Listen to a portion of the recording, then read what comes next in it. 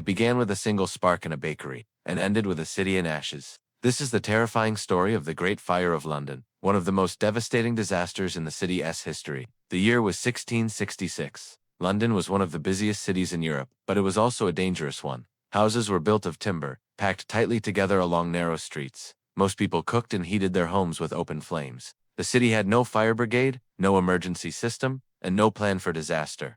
In other words, London was a city waiting for a fire. In the early hours of Sunday, September 2nd, a fire broke out in the bakery of Thomas Fariner on Pudding Lane. At first it seemed manageable, but the flames spread quickly to neighboring houses. The wind picked up, carrying sparks across rooftops. Families woke to choking smoke and the sound of crackling fire. Some grabbed what they could and fled. Others, thinking the fire would soon be put out, stayed behind. A fatal mistake. By morning, the fire was raging out of control. London's Lord Mayor reportedly dismissed it at first, saying, "A woman might piss it out." But by then, it was too late. The fire tore through markets, warehouses, and homes. Churches crumbled as their steeples collapsed into flames.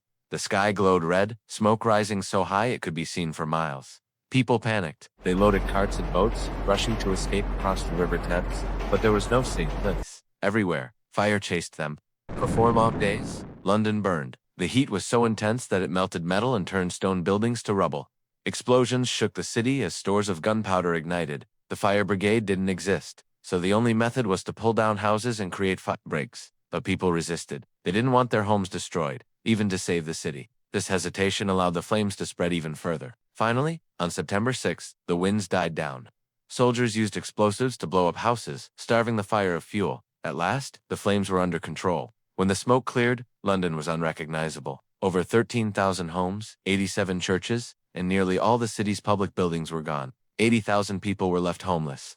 Yet, surprisingly, only a handful of deaths were officially recorded. Historians believe the true number was far higher, especially among the poor, whose bodies may have burned completely in the flames. The fire was a tragedy, but it also forced London to change.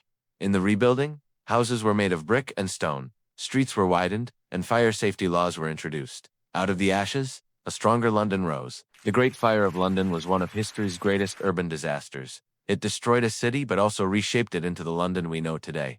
From tragedy came renewal. If you want to hear more forgotten stories from history, disasters, miracles, and mysteries, make sure to follow and join us for the next chapter.